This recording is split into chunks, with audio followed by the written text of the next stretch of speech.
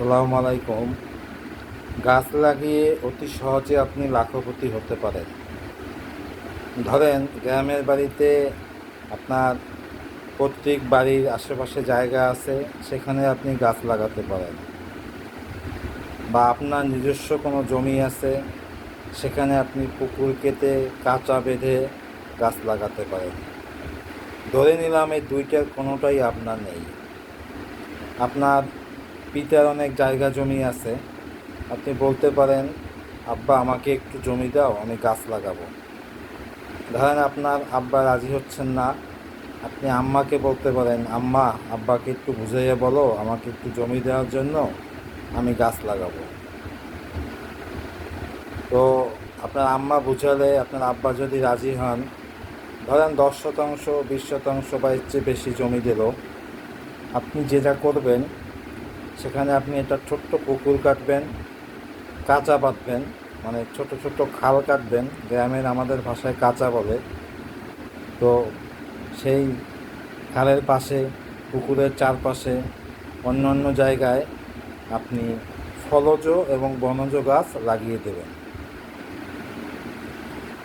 মাঝে মাঝে দেখভাল করবেন যেন গরু ছাগল গাছগুলো নষ্ট না করে। দরকার বোধে গ্রামে বাঁশ সস্তা, বাঁশের বেড়া দিয়ে দিবেন যেন ভিতরে কিছু ঢুকতে না পারে, বা তার কাটার বেড়াও দেওয়া যায়। টাকা থাকলে আপনি টিনের বেড়াও দিতে পারেন। এইভাবে লাগাবার পরে মাঝে মধ্যে গ্রামে গোবর সারও খুব সস্তা, আপনি 1-2 বস্তা গোবর পাশের বাড়ির চাচার গরুর থেকে নিয়ে আসতে পারেন, চাইলেই দিবে, বা 10-20 টাকা হইলেও দেবে, ফ্রিই দিবে। গ্রামে গোবর সারের অভাব নেই। মাঝে মধ্যে সেটা দিয়ে একটু পরিচর্যা করবেন, ব্যাস এটুকুই। এরপরে এখন তো 2024, এর থেকে 20 বছর পরে কী রেজাল্ট আসবে এবং আপনি লাখপতি হবেন কি হবেন না, সেই গল্পটা আপনি বলবেন, সেটা আমি বলবো না। তবে আমার কাছে ভুরি ভুরি এরকমের লাখপতি হওয়ার প্রমাণ আছে, যারা আমার এই ফর্মুলায় গাছ লাগিয়ে লাখপতি হয়েছে। বিপদের সময় 5 লাখ টাকার গাছ বিক্রি করছে, প্রয়োজনের সময় 2 লাখ টাকার গাছ বিক্রি করছে, এখনও তাদের সেই জায়গায় লাখ লাখ টাকার গাছ আছে। এ তো অর্থনৈতিক দিক,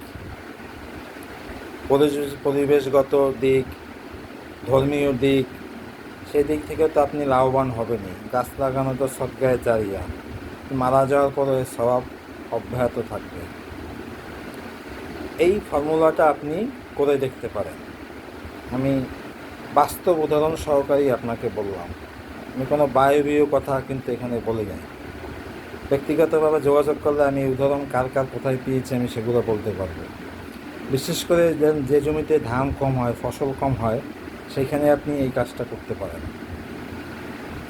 আচ্ছা, আর একটু বলি, এখন ফেসবুক সহ বিভিন্ন জায়গায় গাছ গাছ করে খুব চিৎকার চেঁচামেচি হচ্ছে। অনেক বাচ্চা ছেলেরা ভার্চুয়ালিও গাছ লাগাচ্ছে। তো গাছ লাগানোর আসলে এখন সময় না। আপনি গাছ লাগাবেন বর্ষাকালে, আষাঢ় মাসে, শ্রাবণ মাসে। তো সেজন্য এখন আপনি কোথায় গাছ লাগাবেন সেই জায়গাটা ঠিক করবেন। গাছ তো আপনাকে কেউ ফ্রি দেবে না, আপনার কিনতে হবে। সেই গাছ কেনার জন্য একটা বাজেট আপনি নির্ধারণ করবেন। বেতনের টাকা থেকে আপনি কিছু টাকা জমিয়ে রাখতে পারেন। আমি উদাহরণ দিই, আমি এবার বাড়ি গিয়েছি, আমি বর্ষাকালে কোথায় গাছ লাগাবো সেটা কিন্তু আমি এখনই ঠিক করে আসছি। আর একটা হচ্ছে আপনি প্ল্যান করবেন যে এরকম যদি জমি চেয়ে নিয়ে সেইখানে করা যায়, সেগুলো সব এখন ঠিকঠাক করবেন। আপনি গাছ লাগাবেন বর্ষাকালে। আর এখন গাছ লাগালেই পরিবেশ সব ঠান্ডা হয়ে যাবে, ব্যাপারটা তা না। এই গাছ বড় হবে, এই গাছ অক্সিজেন দেবে, সে আরও 15-20 বছরের সময়ের দরকার। আপনি এখন কষ্ট ভোগ করলে, এখন গাছ লাগালে, সেটা ভবিষ্যৎ প্রজন্ম তার সুফল ভোগ করবে।